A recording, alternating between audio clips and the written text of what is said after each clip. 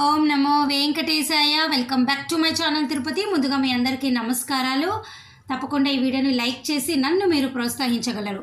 ఇక టీటీడీ యాజమాన్యం వారు అన్ని అప్డేట్లు కూడా రథసప్తమికి సంబంధించి ప్రెస్ రిలీజ్ ద్వారా మనకి ఇవ్వడం జరిగింది. చూడండి, ఇక్కడ అన్ని పోస్టర్లు కూడా సిద్ధమయ్యాయి. చూసారు కదండి.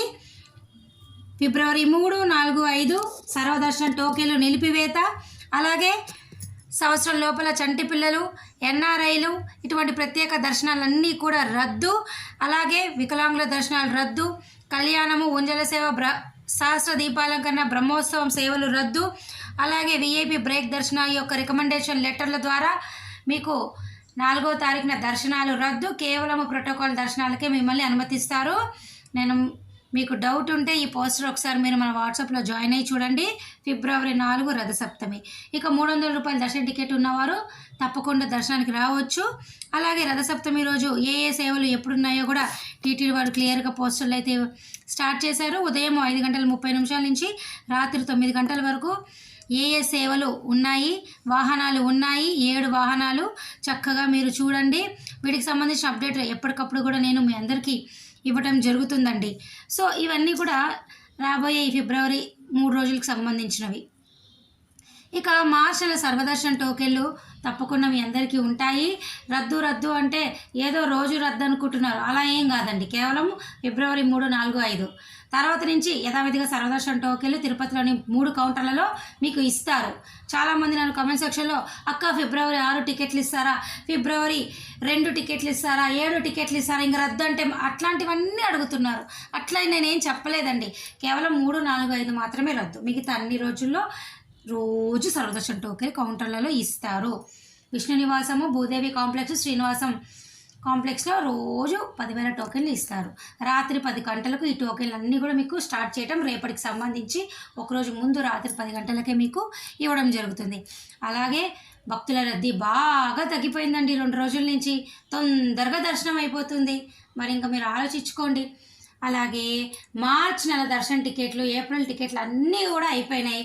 అయితే మీకు ఒక అవకాశం ఉంది. ఆన్లైన్లో శ్రీనివాస దివ్యానుగ్రహ హోమం టికెట్లు విడుదల అవ్వాల. మార్చ్ టోకెన్లు ఫిబ్రవరి 25 ఉదయం 10 గంటలకు అవుతుంది.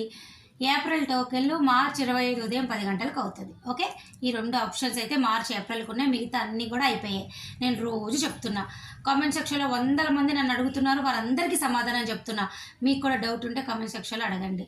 రూములు కూడా సిఆర్ఓ ఆఫీస్లో తెల్లవారుజామున 2 నుంచి ఉదయం 7 వరకు ట్రై చేయండి. ఇవన్నీ కూడా ఇప్పుడు ఏప్రిల్ వరకు అప్డేట్లు. రోజు మన ఛానల్ చూస్తే మీకు అన్ని అప్డేట్స్ తెలుస్తాయి. ఈ రోజుకైతే టీటీడీ నుంచి కేవలం ఈ పార్టీకి సర్వదర్శనం టోకెన్లు నిలిపివేత, మిగతా దర్శనాలు రద్దు అని మాత్రమే మనకు వచ్చిన అప్డేటు. ఇక మే టికెట్లు అన్నీ కూడా ఫిబ్రవరి 18 నుంచి విడుదలవుతాయి. ఓకేనా? ఇవన్నీ కూడా లేటెస్ట్ అప్డేట్స్. దయచేసి మీరు ఈ విషయం తెలుసుకోవాలి. ఇంకా డౌట్లు ఏమైనా ఉంటే కామెంట్ సెక్షన్లో అడగండి. ఇప్పుడైతే ప్రస్తుతానికి రథసప్తమి వేడుకల గురించి మాత్రమే మనకు జరుగుతున్నాయి కాబట్టి వాటి గురించే. అలాగే ఇక వయోవృద్ధులు, వికలాంగులు, అంగప్రదక్షిణ, చంటి పిన్నలు, ఎన్ఆర్ఐలు, మిలిటరీలు ఇవన్నీ కూడా ఈ రథసప్తమి తర్వాత రోజు ఉంటాయి మీకు. ఓకేనా? ఇవన్నీ రద్దు అంటే మిగతా రోజుల్లో కూడా రద్దు అనుకుంటున్నారు, అది కాదు. అన్నీ మార్చికి, ఏప్రిల్కి ఇవన్నీ దర్శన టికెట్ ఉన్న వాళ్ళు రండి, చక్కగా చేసుకోండి. కేవలం 4వ తారీఖునే ఈ ప్రత్యేక దర్శనాలు అన్నీ రద్దు. 3, 5వ తారీఖు, 4వ తారీఖు మటుకు సర్వదర్శన టోకెన్లు రద్దు. ఓకేనా? అన్ని సేవలు ఏప్రిల్ వరకు ఉన్నాయి. కేవలము ఈ రథసప్తమి గురించి కొన్ని మార్పులు అంతే. కన్ఫ్యూజ్ అయితే అవ్వద్దు. డౌట్ ఉంటే కామెంట్ సెక్షన్లో అడగండి.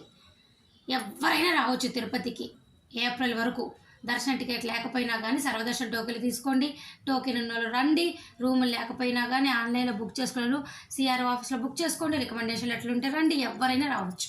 శ్రీవారి నడక మార్గంలో టోకెన్లు ఇస్తారు కానీ అలిపిరి నడక మార్గంలో ఇవ్వరు. ఓకేనా? ఇది కూడా చాలా గమనించగలరు.